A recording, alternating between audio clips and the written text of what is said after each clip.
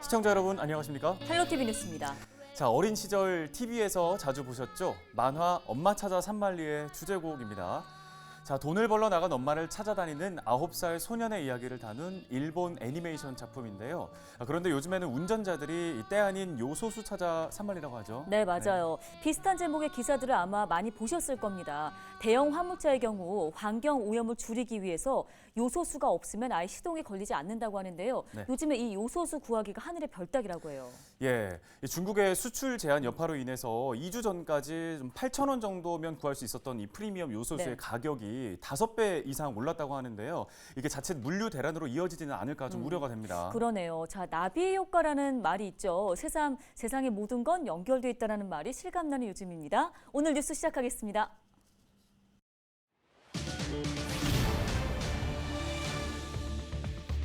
코로나19 확산세가 계속되고 있습니다. 서울에서는 946명이 추가 감염됐고 은평구의 사우나 집단 감염 관련 확진자는 30명으로 늘었습니다.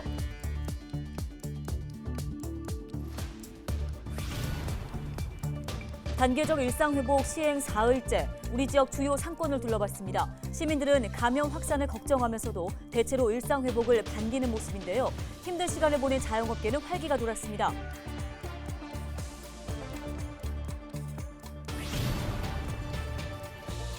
은평구 보호종료아동 지원에 관한 조례안이 제정됐습니다. 보호종료아동의 자립을 돕는 지역사회 거점 마련을 기대할 수 있게 됐는데요. 자세한 내용을 의원 발언대에서 살펴보겠습니다.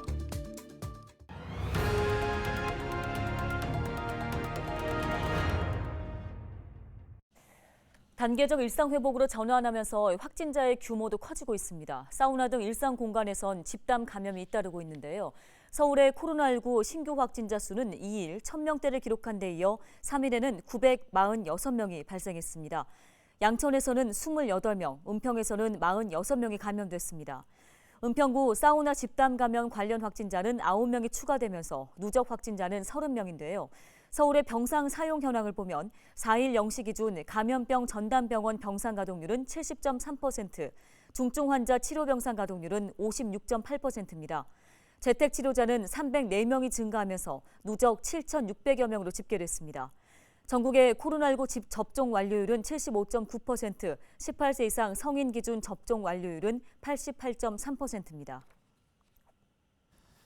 네, 전해드린 것처럼 코로나19 확산세는 계속되고 있습니다. 방역당국은 방역수칙이 완화되고 활동량이 늘어나면서 확진자 규모의 증가는 불가피하다 밝힌 바가 있습니다. 시민들은 감염 확산을 걱정하면서도 대체로는 일상회복 전환을 환영하는 분위기였는데요. 네, 특히 그동안 영업 제한으로 힘든 시간을 보낸 자영업계는 활기가 돌았습니다. 손성혜 기자가 거리로 나가봤습니다. 응암동 먹자골목입니다. 가게마다 불이 환하게 켜졌습니다. 문 연 곳보다 문 닫은 가게가 많았던 곳입니다. 장사를 접고 오토바이 배달에 나섰던 박재석 씨는 석 달 만에 가게 문을 열었습니다. 인원 제한이 아무래도 2인 되고 하니까 손해만 나고 그래서 열었는데도 차라리 다른 일 하자 해가지고 다른 일 했어요. 계속 배달 일 했어요. 사람 손길이 닿지 않았던 가게는 먼지도 손볼 곳도 많지만 마음은 가볍습니다. 그나마 다행이라고 생각하는 거죠. 예전처럼 다시 운영하려고요. 원래 하던 대로. 새벽까지 하죠, 저희. 버티는 것도 한계에 달했다며 눈물 짓던 자영업자들. 넉 달 만에 취재진을 다시 만난 한기자 씨 얼굴엔 웃음꽃이 피었습니다. 웃어야지 뭐 이제 그래도 마음적으로는 편해요. 풀렸다는 거. 그렇잖아요. 또 이제 안 나와야 되는데. 은평의 대표 번화가 연신내. 거리에선 활기가 느껴집니다. 영업 제한 완화로 숨통이 트인 상인들은 매출 상승을 기대하고 그래도 이제 여러 명이서 손님들이 와주셔가지고 테이블 단가는 조금 늘어나고 있는 것 같아서 그나마 조금 다행인 것 같아요. 앞으로 조금 더 늘어갈 것 같습니다. 시민들은 감염 확산을 걱정하면서도 일상 회복을 반기고 있습니다. 아직은 많이 나오고 있으니까 조심스럽죠. 그런 제약이 없어지니까 늦게까지 먹을 수 있다니 편하게 이제 맛있을 거 이제 편하게 사람 만날 수 있고 제가 사진 웨딩 사진이나 뭐 이런 걸 코로나 때문에 되게 예약이 취소되고 막 그랬었는데 이제 풀리면서 이제 좀 기대가 있죠. 많이 들어올 것 같다. 상인들의 표정은 이전과는 확연히 달랐습니다. 지역 주민들도 마찬가지고요. 하지만 여전히 곳곳에서 집단 감염이 터지고 있습니다.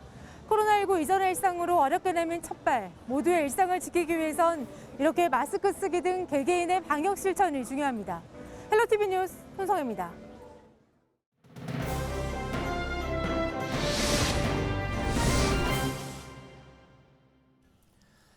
네, 그동안 저희 헬로티비 뉴스는 보호 종료 아동들의 자립과 관련한 기사를 여러 차례 보내드렸습니다. 은평구에서 이들을 지원하기 위한 법적 근거를 마련했습니다. 네, 보호 종료 아동 지원에 관한 조례안이 통과된 건데요. 조례안을 대표 발의한 송영창 은평구 의원을 연결해 관련 이야기 나눠보겠습니다. 의원님 안녕하십니까? 네, 안녕하십니까. 응암 2동 3동 더불어민주당 의원 송영창입니다. 예. 자, 먼저 현재 은평구의 보호 종료 아동이 얼마나 되는지와 또 이들이 겪고 있는 어려움에 대한 이야기부터 들어보겠습니다. 네, 2016년부터 2021년 10월 현재까지 보호 종료 아동은 468명으로 현재 은평구 관내에 거주하고 있는 아동은 155명입니다. 보호 종료 아동의 어려움은 여러 가지로 나타나지만 가장 큰 문제는 경제적 어려움에 있습니다. 보호 종료 아동 중 취업이 60명, 대학 진학이 25명, 단순 아르바이트가 14명, 군입대 1명, 무직이 55명으로 제대로 직장을 잡아 취업한 보호 종료 아동은 40%가 채 되지 않습니다. 보호 종료로 인하여 사회에 첫 발을 디디면서 취업이 되지 않아 경제적 형편이 어려워 보호 종료 아동이 수급자가 되는 경우가 많습니다. 또한 민법상 성인은 만 19세이나 아동복지법상으로는 만 18세로 되면 보호 종료가 되어 민법상 성인이 되기까지는 긴급한 치료 시나 반드시 보호자 동의가 필요한 경우 곤란한 경우가 발생하기도 됩니다. 네, 보호 종료 아동들을 좀 지원을 확대해주자라는 목소리는 수년 전부터 있었습니다. 이번 조례가 시기적으로 조금 더 빨랐다면 좋지 않았을까 하는 아쉬움도 좀 있습니다. 자, 은평구에서는 그동안 이들을 위한 정책이나 지원이 전혀 없었던 건가요? 아닙니다. 그 작년 9월까지는 아동보호시설별로 자립지원 담당자가 보호 종료 아동들의 제한 지원을 시행하고 있었습니다. 2020년 10월 개정된 아동복지법이 시행되면서 공적 아동보호 책임을 강화하고자 아동보호 체계가 공공화된 것입니다. 이에 따라 은평구가 서울시에서 가장 먼저 보호 종료 아동 지원 조례를 제정함으로써 법적 지원 근거를 마련한 것입니다. 예, 이번 조례 제정을 계기로 이제 우리 지역 보호 종료 아동들에게 실질적으로 어떤 도움이 되는 정책들이 나올지 기대되는데요. 자, 가장 우선시돼야 할 사업은 어떤 거라고 보십니까? 예, 올해 7월 정부는 자립 중비 청년 자립의 길, 따뜻한 포용 정책의 동행이라는 공평한 삶의 출발선에서 자립을 준비할 수 있도록 보호 종료 아동 지원 강화 방안으로 보호 종료 연령을 아동의 의사에 따라 만 24세까지 연장하고 자립수당 지급 기한을 3년에서 5년으로 연장하며 아동 자산 형성 지원을 확대하여 정부 매칭 금액을 월 5만 원에서 월 10만 원으로 증액하는 등 대책을 발표하였습니다. 우리 은평구도 내년에는 보호 종료 아동이 사회에 나가기 전에 완충적 공간으로 보호 종료 아동 전환 공간을 만들어 취업 지원 프로그램이나 심리 정서 안정 프로그램 등을 진행함으로써 자립 지원 정책의 사각지대를 보완하며 보호 종료 아동이 사회에 나갈 준비를 지원할 예정입니다.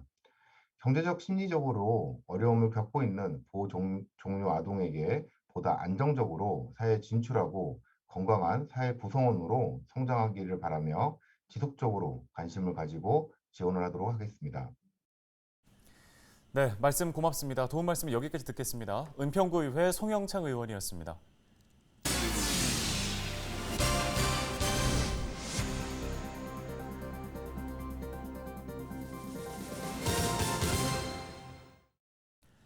서울시는 오세훈 시장의 핵심 공약인 스피드 주택 공급을 통해 주택 8만 호에 대한 공급을 추진하고 있다고 밝혔습니다.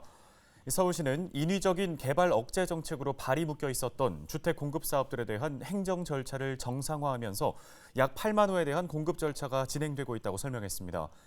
대표적으로 10년 넘게 재정비 사업이 지지부진했던 한남 5구역은 재정비 촉진 계획이 통과돼 2,500여 세대의 공급이 결정됐고 주민들 간의 이견으로 사업이 정체됐던 개포 우성 7차는 단독 개발을 할 수 있게 됐습니다.